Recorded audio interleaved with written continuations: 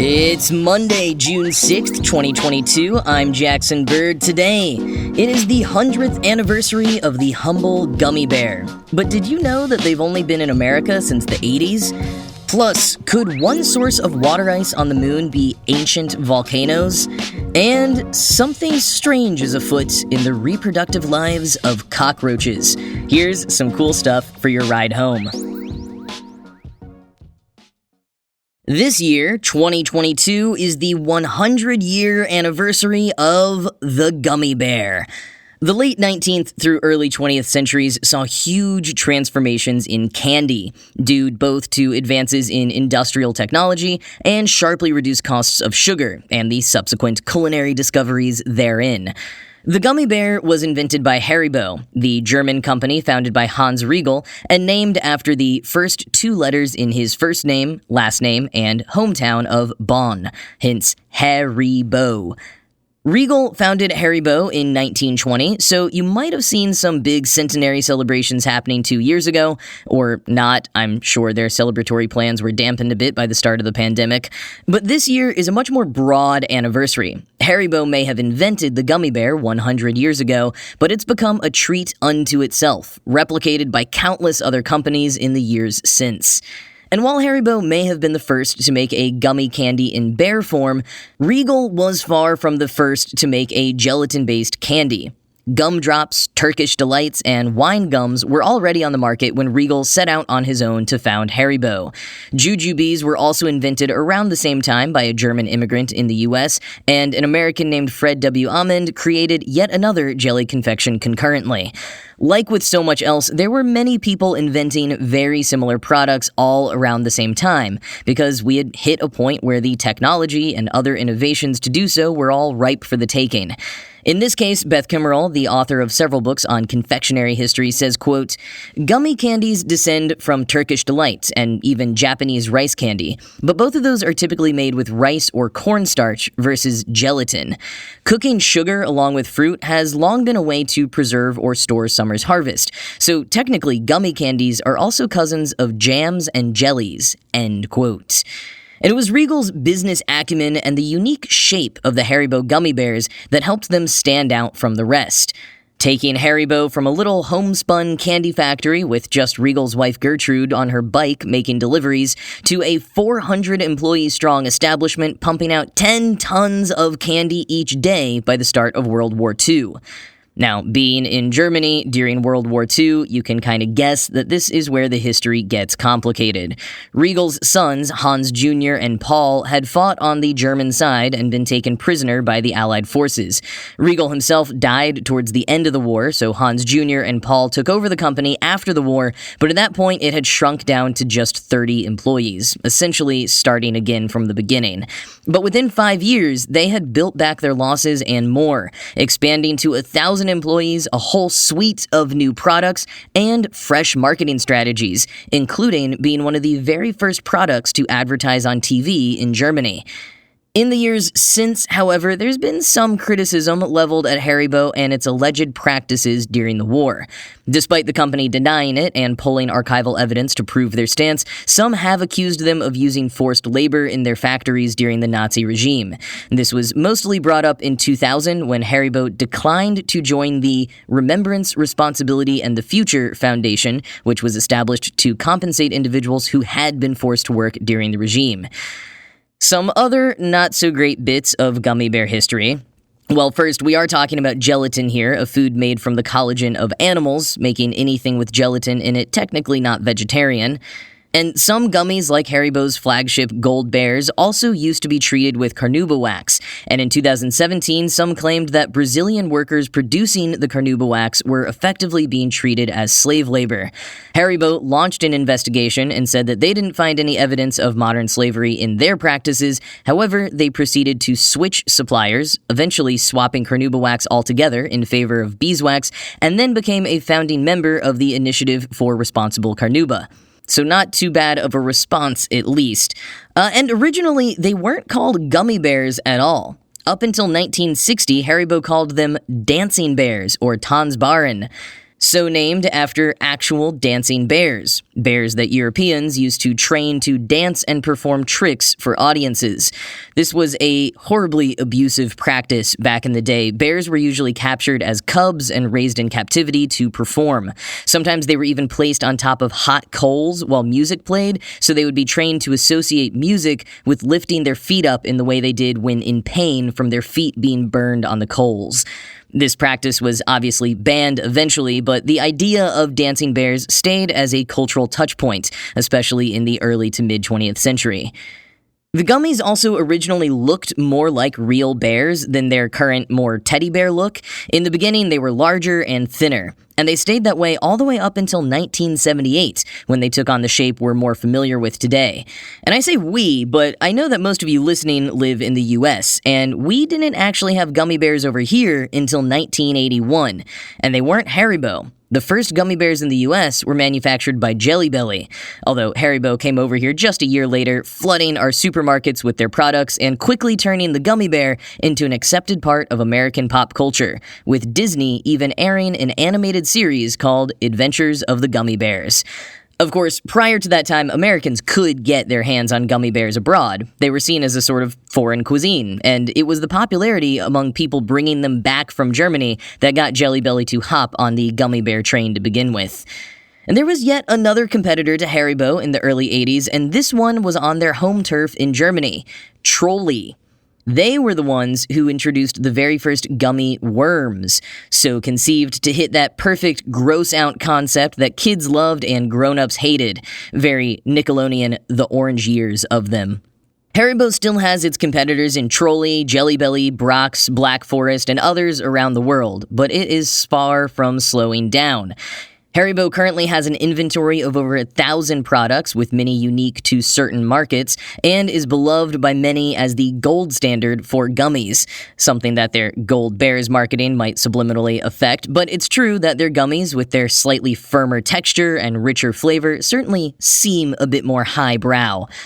It is also still a family business, now in its third generation of the Regal family, and in 2023, they will be opening their first North American manufacturing facility in Wisconsin, which was originally supposed to open for their centennial in 2020, but, well, you know. Haribo makes 100 million gummy bears every single day, according to the Seattle Times, and sales are only going up. And I will leave you with one last fact about Haribo that people often don't believe me when I tell them. So you know how in the original Gold Bears package in the US there are 5 colors? White, yellow, orange, red, and green? Well, they correspond to 5 flavors: pineapple, lemon, orange, raspberry, and strawberry. Yes, the green is not green apple or watermelon or lime or anything else predominantly green, it's strawberry. 'Cause of the leaves, I guess? Of course, if the green color does enough of a brain teaser on you that it never tastes like strawberry enough, you can just buy one of Haribo's packages of strawberry-shaped gummies instead. Really, you can find almost anything in gummy form these days, whether from Haribo or other manufacturers. And it just gets me wondering, think about something else being developed right now, and try to imagine how many different varieties and changes it might go through over the next 100 years. What will be the 3-pound gummy worm equivalent of today's latest inventions?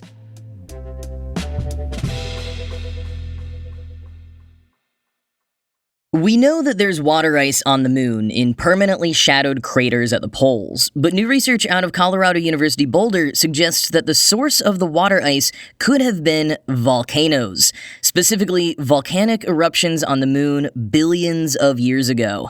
Quoting Interesting Engineering, planetary scientists speculate that from 2 to 4 billion years ago, tens of thousands of volcanoes erupted across the moon's surface, resulting in huge rivers and lakes of lava. They dwarf almost all of the eruptions on Earth, says co-author Paul Hain. These raging volcanoes likely also ejected clouds made up of mostly carbon monoxide and water vapor that swirled around the moon, potentially creating water-based atmospheres. It is these atmospheres that the researchers presume left the ice on the lunar surface.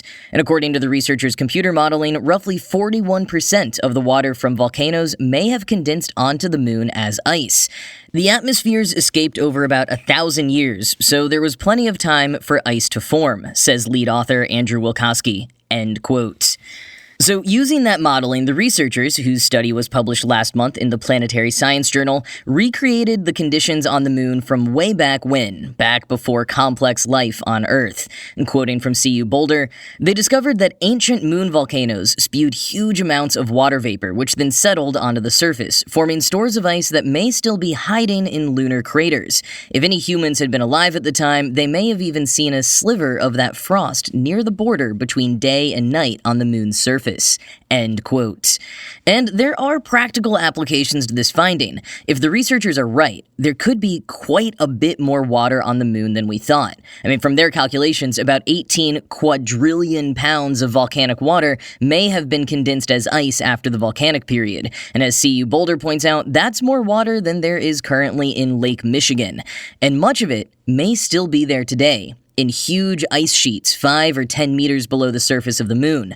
So future astronauts would have even more resources for drinking and processing into rocket fuel.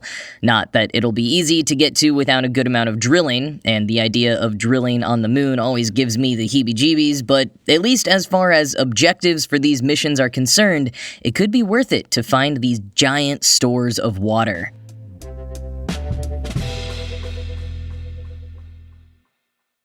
Let's talk about cockroach sex. No, that's not some new slang term for God knows what. I am talking about actual cockroaches and a strange new trend scientists have observed in their reproductive behavior. Now first, here's an overview of how it's supposed to go down, quoting the New York Times.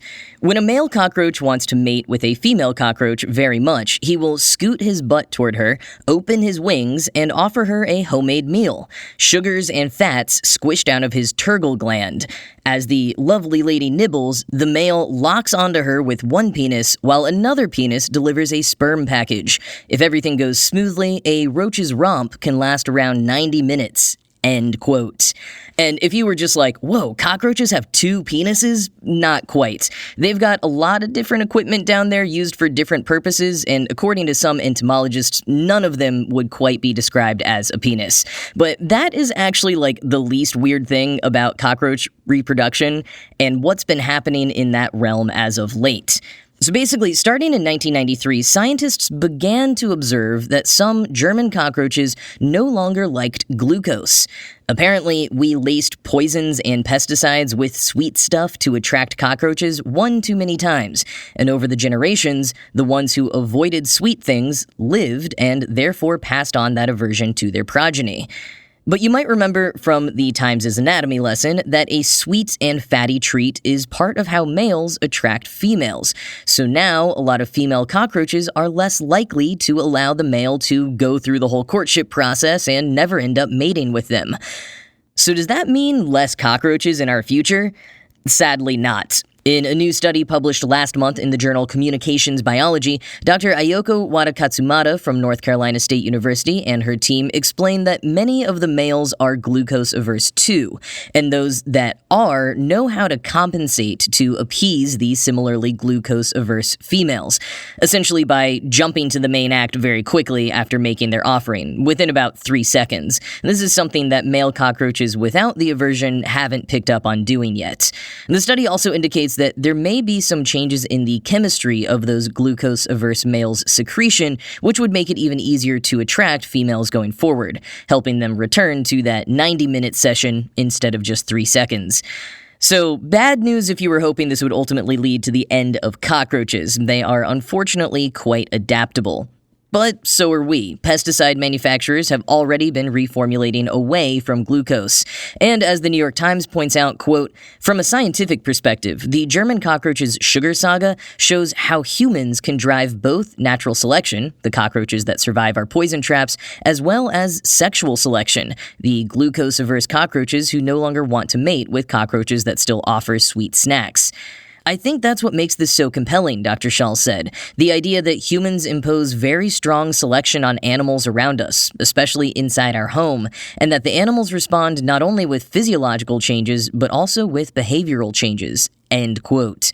It's a little similar to the peppered moths I mentioned last week, whose color changed to better fit in with the polluted soot skies of newly industrialized England.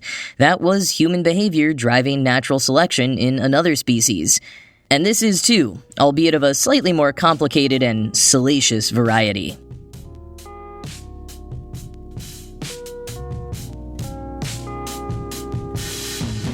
Well, that is going to be it from me for today. This show was produced by Ride Home Media. I'm Jackson Bird, and I will talk to you again tomorrow.